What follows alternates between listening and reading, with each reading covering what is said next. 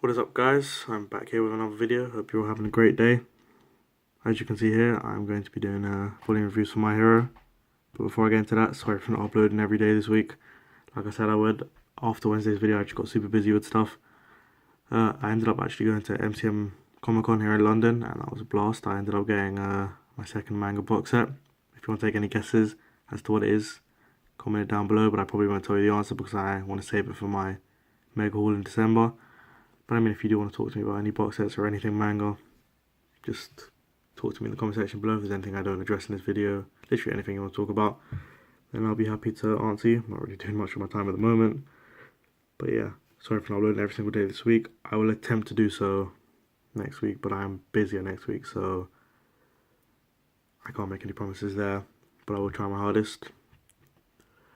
And obviously, like I said, as you can see today, I'm going to have my volume reviews for Volume 1 and 2 of My Hero Academia. And I do volume reviews for Promised Neverland already, obviously, but no other series as of yet. I want to start on My Hero Academia Vigilantes, and other than that, I'm not really sure about anything else. But this is a series I definitely want to start doing volume reviews for because, if you didn't know, this is my favourite anime, so I wanted to do volume reviews on the manga. I've actually only read, I own all the mangas out in English at the moment, but I've only actually read these first two volumes. I read these before I got into the anime, but then I just watched the anime all the way through and watched season 3 as it came out. So these are the two volumes of the manga that I've actually read, but I think it would be nice to now have it different to the Promised Neverland reviews, as opposed to just talking about the manga as I'm reading it. I can kind of say how I felt it was in comparison to the anime. So that's pretty cool. I think that will give a different spin to it. Also, I'm reviewing 2 volumes up until volume 15. I'll be reviewing them in volumes with sets of 2, just so I can catch up to where the anime left off at volume 14. And then volume 15 onwards will just be single volume reviews. Although 16 is the last volume to come out this year, so the single volume reviews probably only really kick off next year when 17 comes out in around, I think, January or February time.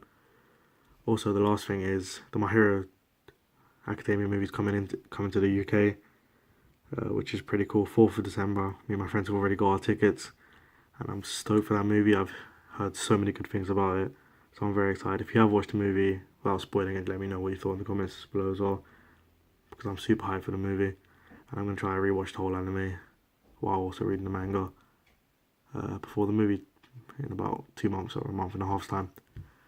But yeah, let's just get straight into my review for Volume 1 and Volume 2 review for My Hero Academia.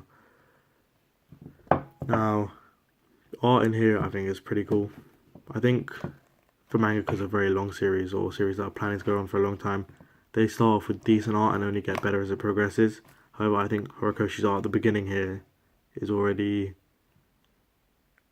leaps and bounds above someone like Kishimoto's art at the beginning, so even if you look at someone like Volume 11, where you All For One All Might, you can already see the art's improving, so I think he's only on the way up, and he'll eventually be up there. I was hoping he can reach someone like Yusuke Murata's level, but it will be very difficult. But I do think at some particular set pieces he is at that level, but I just don't think he has it as consistent enough as Yusuke does to be able to be considered one of the great. I think Yusuke Murata is one of the best 3 mangakas in terms of art, so Horikoshi's definitely up there in top 10 though, I'd say, in my opinion. Especially, he's one of the best shonen artists, especially. But art in these 2 volumes won't be hard to get used to, and if you like the art in this first volume, you'll only grow to like it as the series progresses. Because I have seen set pieces in later volumes and they do look really good. So art won't be a problem for this series. Now, one thing I'd say is that I think the pacing is done a bit better in the anime for the contents of these 2 volumes.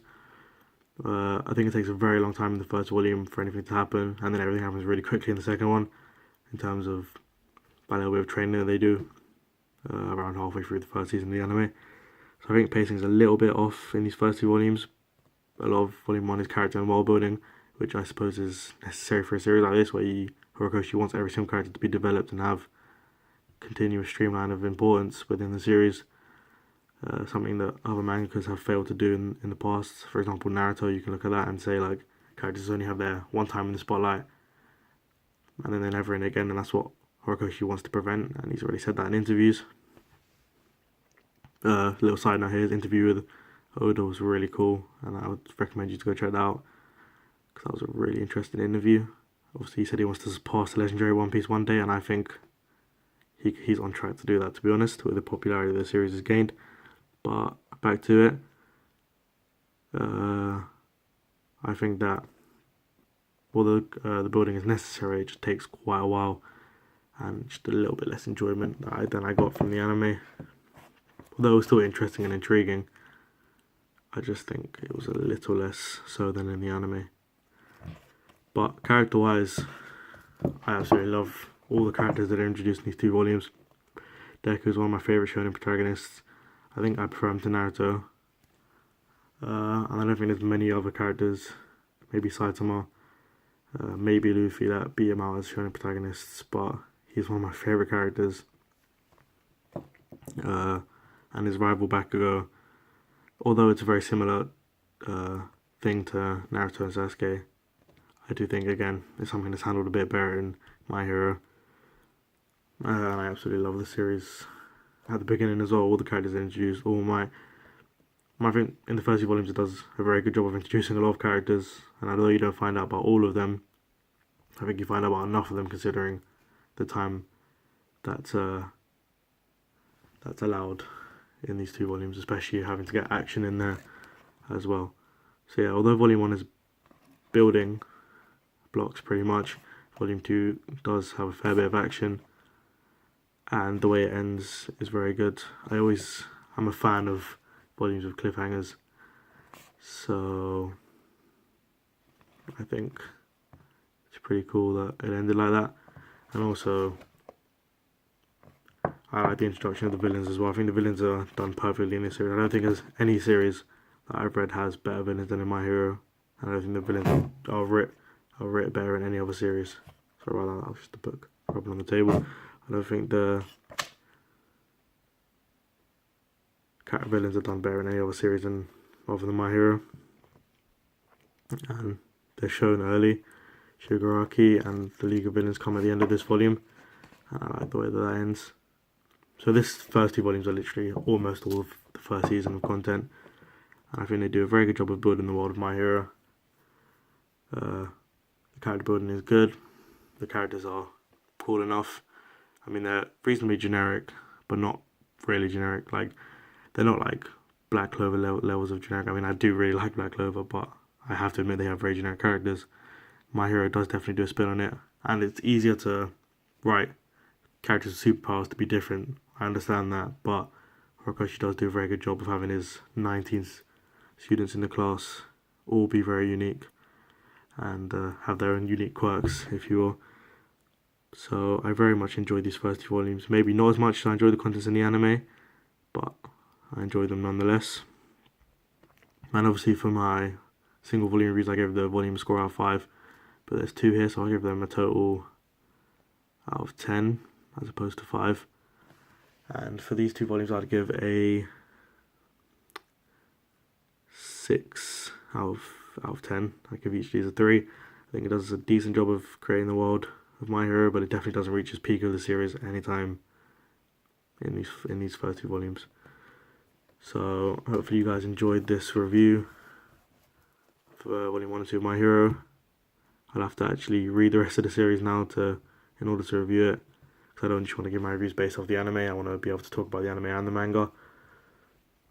So don't expect the reviews really soon, but they'll be coming reasonably soon. Like I said, I'll try to upload every day next week, but I can't promise anything. Other than that, any videos in particular you want to see, like I said before, I'll try to get them out. Just let me know. And hopefully you guys stay tuned, because in December I'm going to be having a really big haul and my collection video. So there are 2 videos I'm really excited to make. And I'm running out of space on my shelf, so I'm going to need to buy a new one. Anyway, hopefully you guys have a great day, and peace.